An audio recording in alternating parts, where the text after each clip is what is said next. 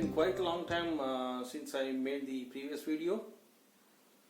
It's been a year since we introduced online lessons for Hari Om consciousness or Manthan Yoga. Many people have been joining the lessons and they are growing in their lives, not only just spiritually but also advancing in terms of material life by acquiring more and more prosperity and all those. So it's been a year, but now there are new developments that are happening. Some new ashram that is going to come up. That ashram name is going to be Satyavan, the Guardian of the Truth, which will basically have a temple. It will give the energies for the people to evolve spiritually. And then around that, an orphanage, a school for the orphan children, and many more things are coming up. So I've been pretty busy with all these, so I could not make any videos. Many temples like this will also come up around the world in future. I want to talk about this subject, Gurus, Schools and Bhagavad Gita, the difference from Mahabharata and Bhagavad Gita. You all should be knowing already about Bhagavad Gita. In between, Krishna along with Arjuna stand, and this way Kauravas stand, the enemy army, and this way Pandavas army, the army of Arjuna would be this way. And in between, now our hero Arjuna is confused to wage the war against all these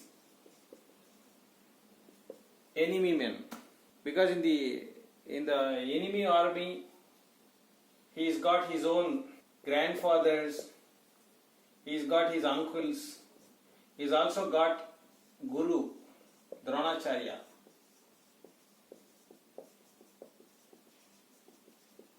Cousins and all. So Arjuna is basically confused, and he talks about dharma that belongs to the world. There are two dharmas. One is pravritti dharma, and there is another dharma called nivritti dharma. Pravritti dharma belongs to the real world. So he basically, Arjuna forgets his responsibility and he talks about why killing all these men. And then he also wonders about killing his own guru, Dronacharya. Arjuna has got number 1 rank from Dronacharya school.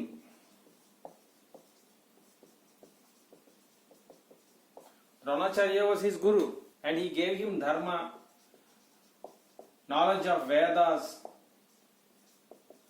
spiritual powers, along with warfare,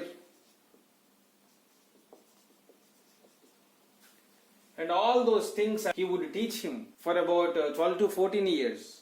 Not only him, he's all the brothers of Arjuna and all the Kauravas and all the children, cousins, all actually they got educated there, studying there for about 12 to 14 years. And out of that school, Arjuna would get number 1 rank.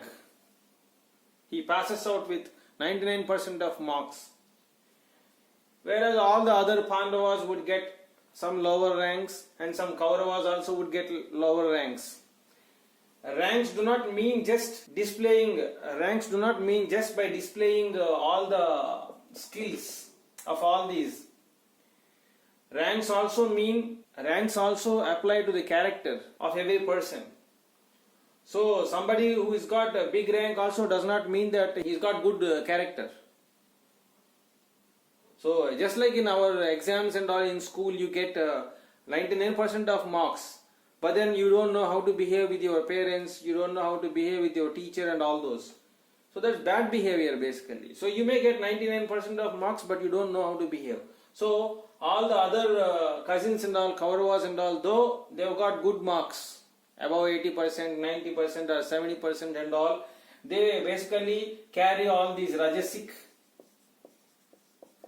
and tamasic characteristics in their personalities.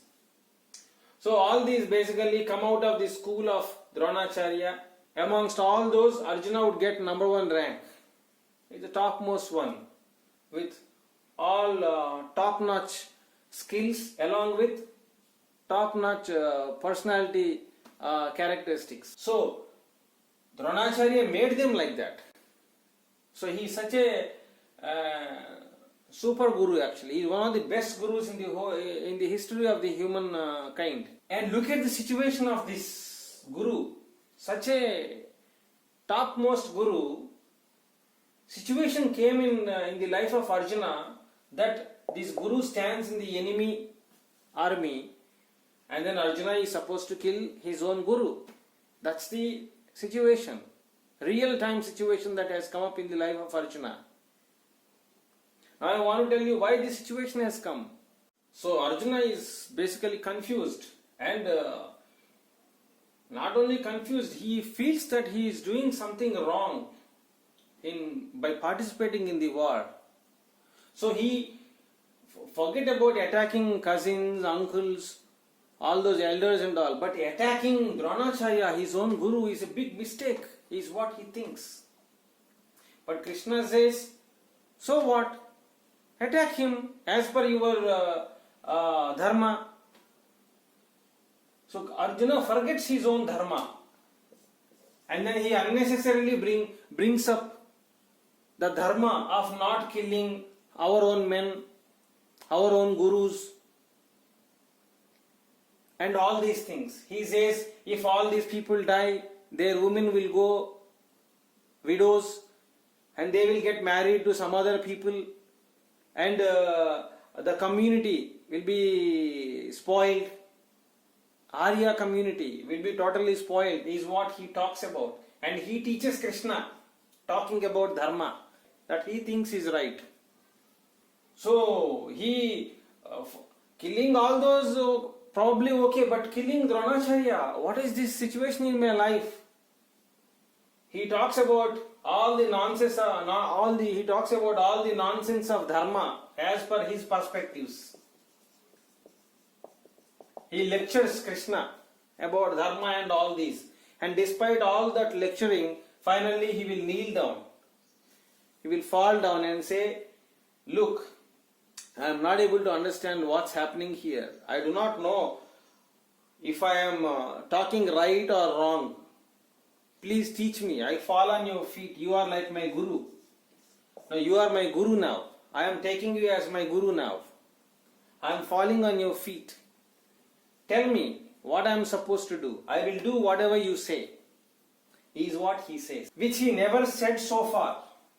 After passing out from the school of Dronacharya,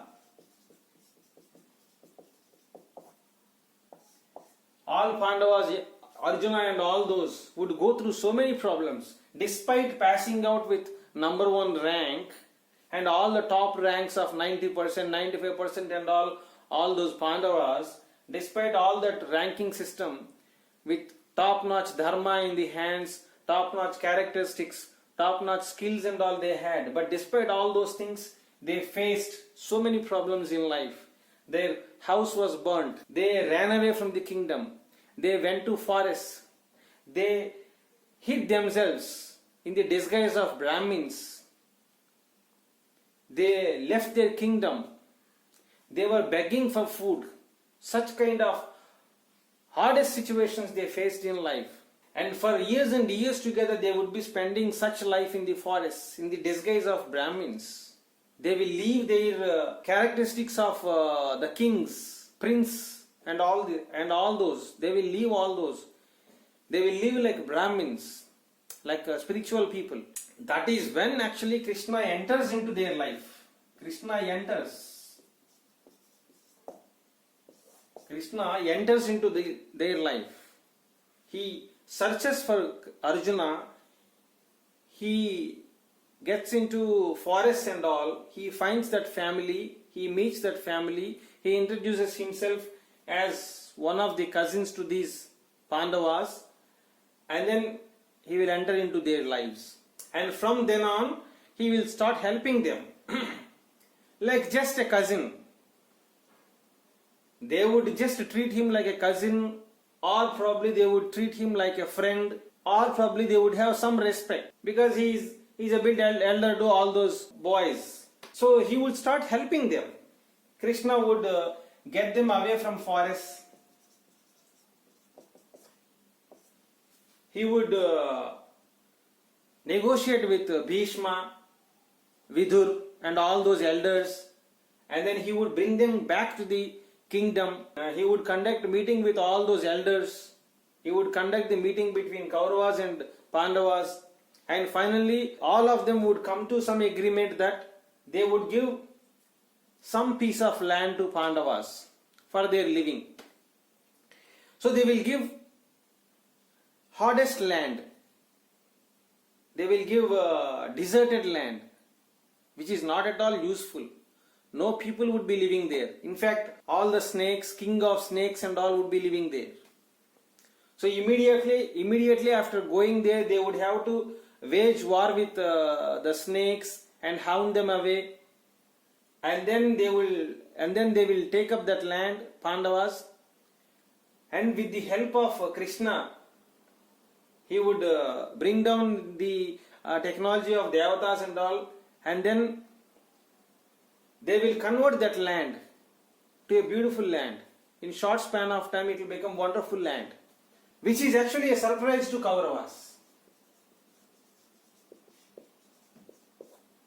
All these Kauravas, they think that, we gave toughest deal to them. But then, how come these Pandavas actually grew again on par with us? Is a question. So this is how Krishna helps them being in the background, like a cousin, like a friend, like a relation. But yet, these boys, Pandavas, would never recognize him as Guru. They would only recognize him as some friend or some elderly person who knows the dharma and all. But after all that help, they would start recognizing that Krishna is not ordinary man. He's got divinity in him. He is the incarnation of Lord Narayana or Vishnu. They will start coming to terms with Krishna. They will start treating him like that. So in Kurukshetra, in the war zone, Arjuna calls Krishna from the beginning, Narayana only. He addresses him as Narayana, Achyuta, God. He calls him God, but he never called him Guru. He called him God. But then he called him Guru only after even after lecturing Krishna, totally losing out all the energies, totally not being able to focus his mind. That is when he will lift his hands and say, look, you've been so far helping me, advising me, you saved me from all the troubles. You are God yourself, you have the capability of helping me. Please, I consider you as my Guru. Please help me. Please show me the way. He will fall on his feet. First time he would fall on his feet by calling him Guru. He already has a Guru, Dronacharya, but why did he call Krishna as Guru again? Because after leaving the school of Dronacharya also, he went through so many problems. But now the problems got matured to a level, totally turmoil situation came in life. This is the hardest situation, toughest situation, totally the turmoil, do or die kind of situation for him. Turmoil totally. At this situation, he is not able to get any kind of guidance from anyone, not even from Dronacharya, because Dronacharya is also standing in the enemy lines. Now he is caught up in a dilemma as to whether he should attack his own Guru or not. So this is the situation. Now Krishna will say, attack all of them. Kill all of them. Why Krishna would say like that? Krishna says Arjuna to kill all his relations, brothers, cousins, uncles, and even Guru, Dronacharya. Kill him also.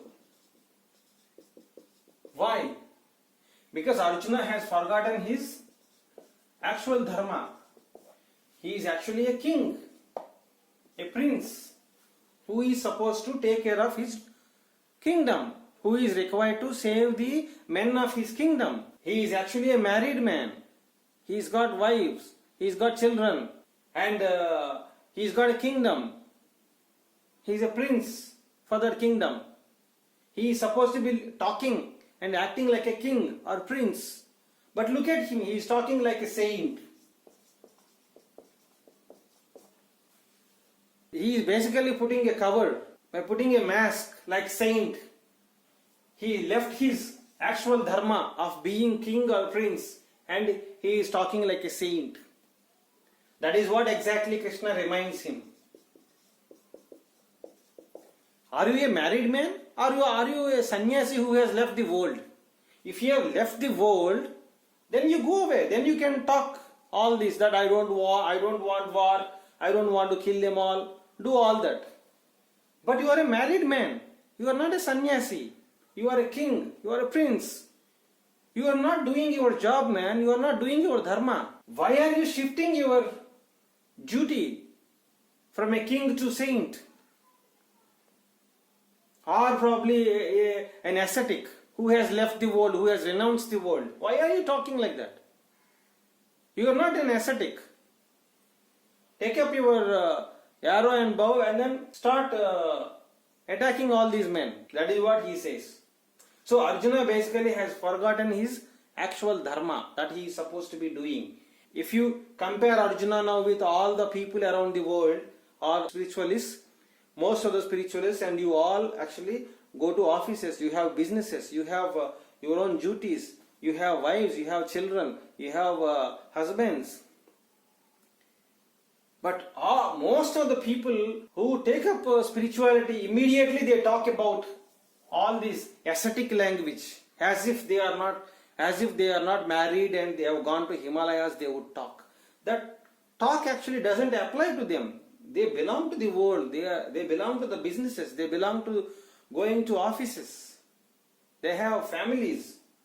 So they are supposed to be waging the war. War does not mean you go kill all the people. War means you need to detach yourself from all these people.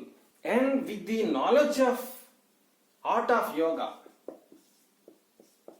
that he will teach in Bhagavad Gita after this event, with that art of yoga, you should kill all these people, including Guru.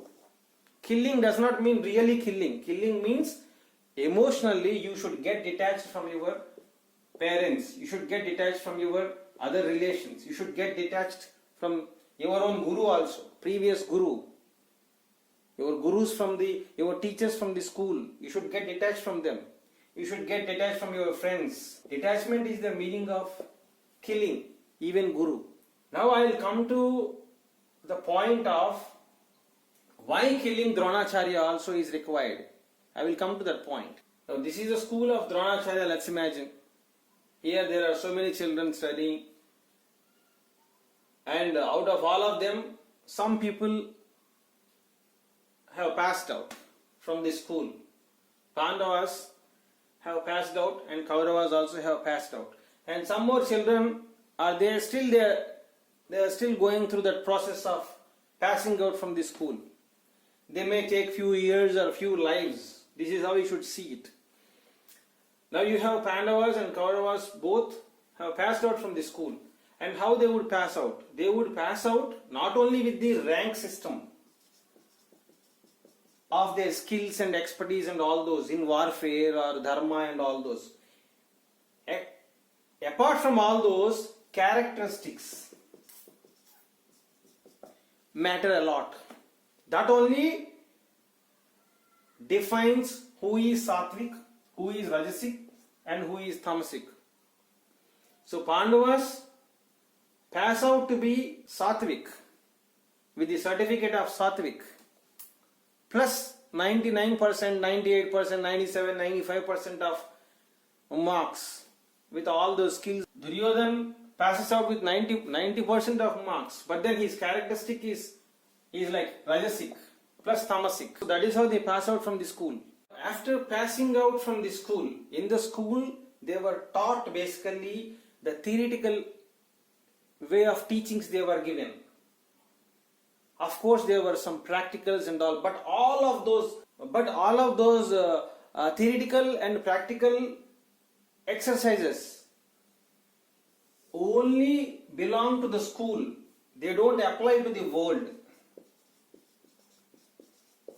It's like you studying in a school or college, you go through so many practicals and then you go through exams of your theory and all. But then you are not ready yet to face the world.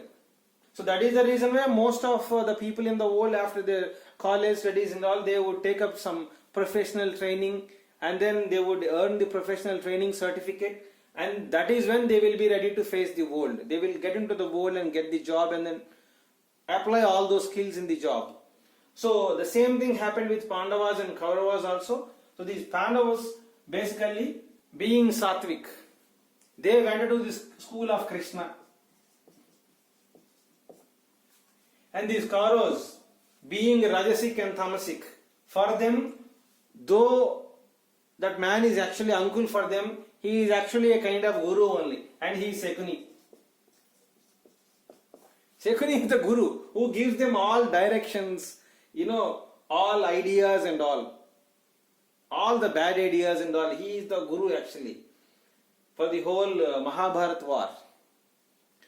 And Pandavas go through all the problems and all for a few years, and then Krishna enters into their life without telling them that he is the guru for them, but he keeps on directing them and he keeps on taking care of them, and he brings them back to the kingdom, and he gets them some land, which I said already earlier.